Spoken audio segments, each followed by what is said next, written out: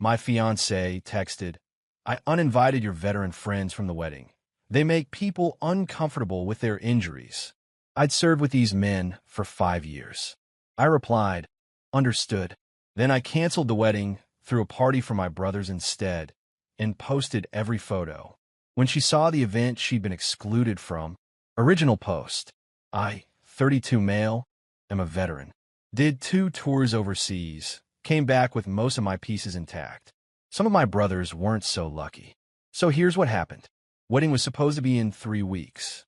I'd been with my fiancée for 4 years, engaged for 18 months. We'd already sent invitations, paid deposits, the whole 9 yards. I thought I knew this woman. My groomsmen were my squad, 5 guys I serve with. One lost his left arm below the elbow. Another has burns scarring on about 40% of his face and neck. A third walks with a pronounced limp from shrapnel damage to his leg. These men saved my life. Literally, I wouldn't be breathing without them. Yesterday, I get a text while I'm at work. Just casually, like she's telling me she picked up milk. "Hey babe, so I talked to my mom, and we decided it's probably best if your army friends don't come to the wedding. Some of her friends already said they'd be uncomfortable around them, and we don't want the photos to look weird. You understand, right? Love you." I stare at my phone for maybe 10 minutes. Read it 6 times to make sure I wasn't hallucinating. I replied, "Understood." That's it. 2 words. Then I left work early. I drove to the venue first, explained the situation to the coordinator, that the wedding was canceled due to irreconcilable differences discovered late in planning. She was sympathetic. We'd lose the deposit, obviously, about $4,200, but at that point I didn't care. She said she'd handle notifying the caterer and florist on her end since we'd booked through them. Then I called my best man, told him what happened. Dead silence for about 30 seconds. Then he just said, "What do you need?" I said I needed to throw a party. This Saturday. For the guys. Something good. He said he'd handle it. By the time I got home that evening, my fiancée was there, acting completely normal. Making dinner. Asked me how my day was. I said, "Fine. We need to talk." She smiled. "About what, babe?" "The wedding's off." She laughed. Actually laughed. "What? Because of the text?" "Come on, don't be dramatic. My mom's friends are important people.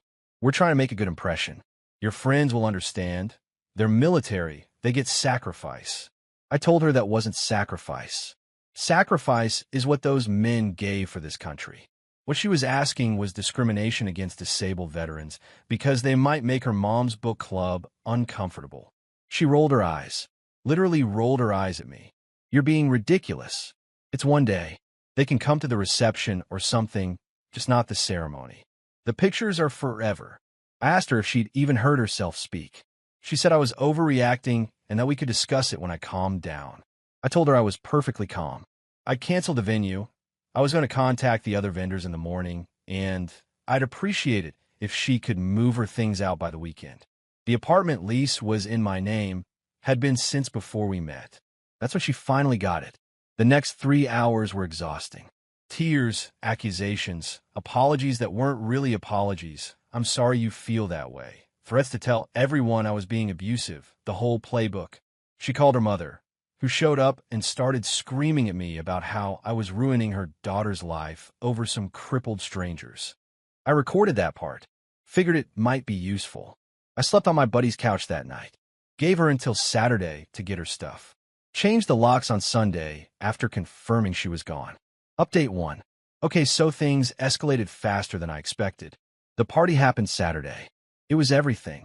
My best man booked out a private room at this barbecue place we all love, the kind with the long wooden tables and the meat sweats guaranteed. All 5 of my groomsmen were there, plus about 12 other guys from our unit who could make it on short notice. Some drove 6 hours. We did toasts. We told stories. My buddy with the burn scars gave a speech about how the wedding would have been nice, but honestly he was just happy to have an excuse to eat his weight in brisket. Everyone laughed until we cried. I posted photos.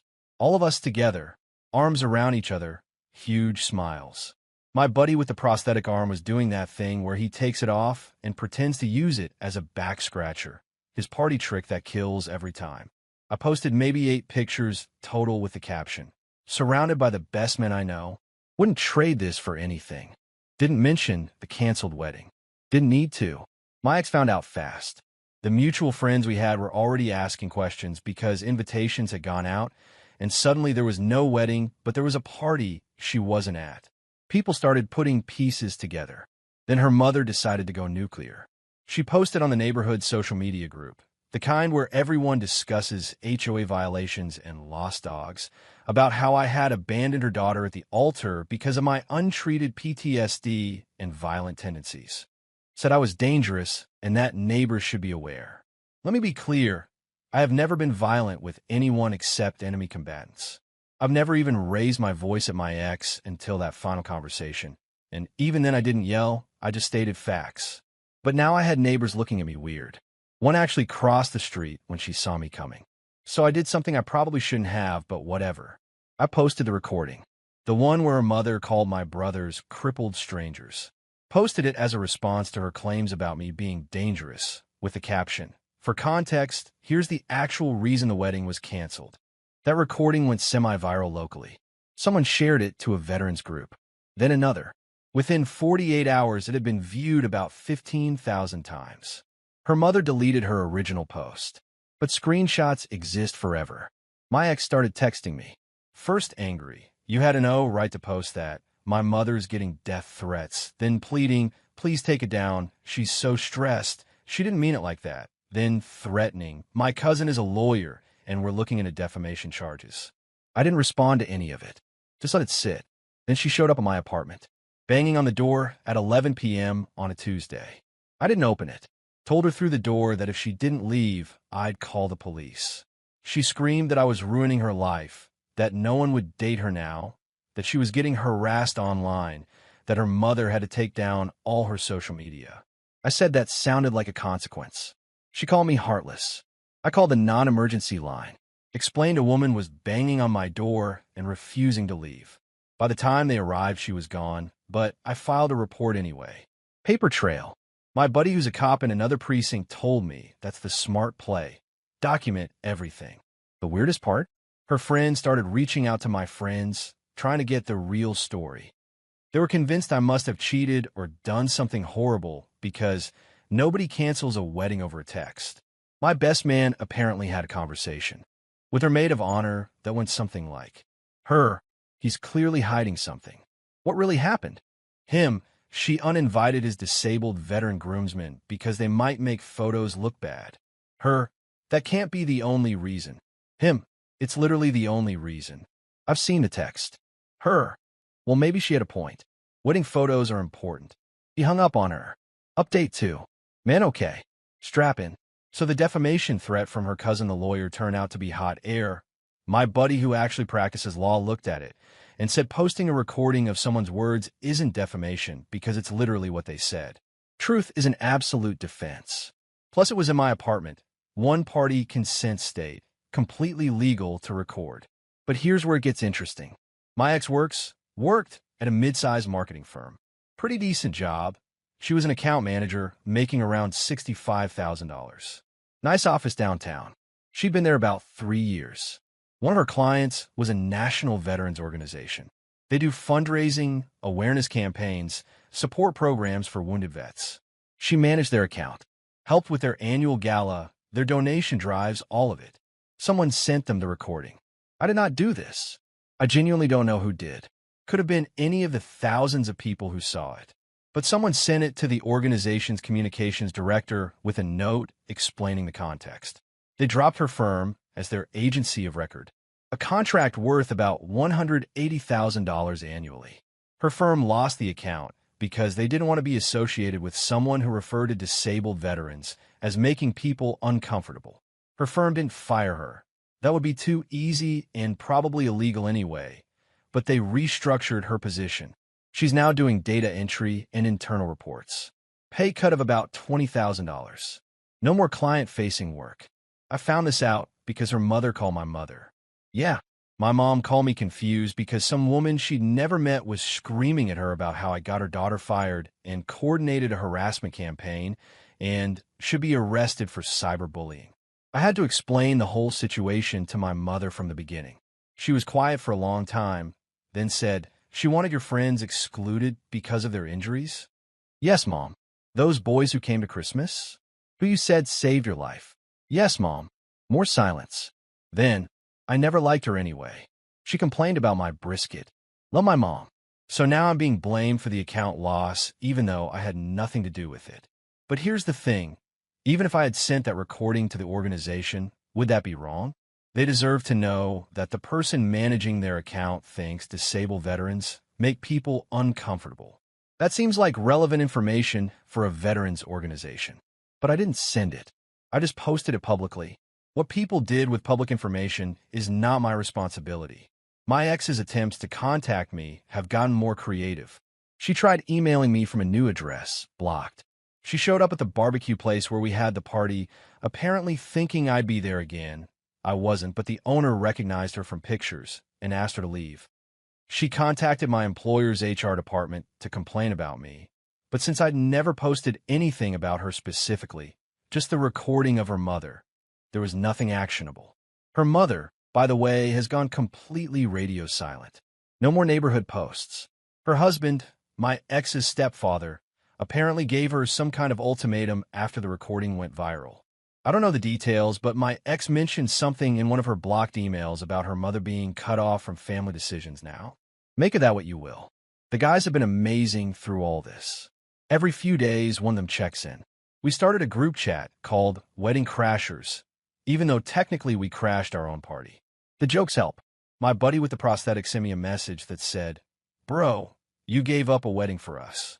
That's the most romantically stupid thing anyone's ever done. I love you." I told him I didn't give up anything worth having. Final update. All right, this is probably my last post about this whole situation. Things have settled into a weird kind of normal. The fallout from my ex continues, but I've stopped keeping track. Last I heard through mutual friends, she moved back in with her mother because she couldn't afford her apartment on a reduced salary. The irony of that isn't lost on me. She's now living with a woman whose words cost her the career she had. Her mother never apologized. Not publicly, not privately. I never expected her to. People like that don't see themselves as wrong. They see themselves as victims of other people's oversensitivity. I did get one final message from my ex. She must have created a new email because it got through my filters. It was long, rambling, alternating between apologizing and blaming me. The gist was, she was sorry the text came across harshly, but she still thought I overreacted. The wedding could have been worked out if I'd just been willing to compromise. She never actually said she was wrong about my friends, just that she wished she'd worded it differently.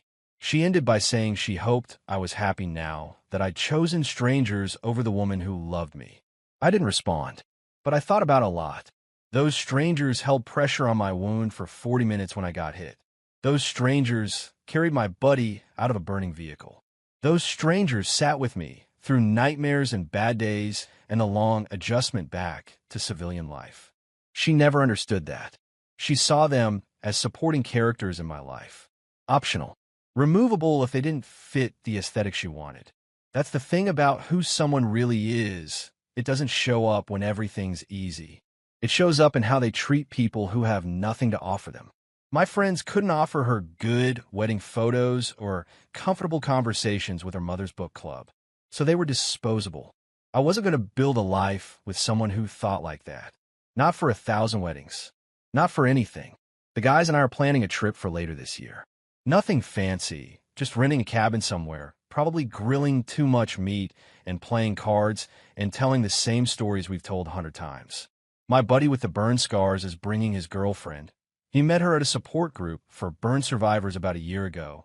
She's great. My buddy with the prosthetic is bringing his dog, who is objectively the best dog on the planet. I'll probably be the single one there. That's fine. I'm not looking right now. Maybe eventually, but not yet. I need some time to trust my own judgment again, to understand how I spent 4 years with someone and didn't see who she really was until 3 weeks before the wedding. Or maybe I did see it. Little moments I explain away. The time she said she didn't want to go to my buddy's birthday because it would be depressing. The way she always had an excuse to skip our unit reunions. The comments about how my PTSD made her feel like she was walking on eggshells. even though I've been in therapy for years and have it well managed. Looking back, the signs were there. I just didn't want to see them. So that's it. That's the whole story. My wedding was supposed to be the happiest day of my life, and instead it became the day I found out who my fiancée really was. I lost $4,200 in deposits, a relationship I thought would last forever, and about 4 pounds of weight from the stress. But I kept my brothers, and in the end, they're worth more than anything I gave up. Someone in the comments on my earlier posts asked if I regretted how I handled it. If I wished I tried to work it out, maybe gone to couples counseling, anything besides immediate cancellation. Nah, not for a second. Some things are deal breakers. Some things tell you everything you need to know about a person in a single moment. That text was mine.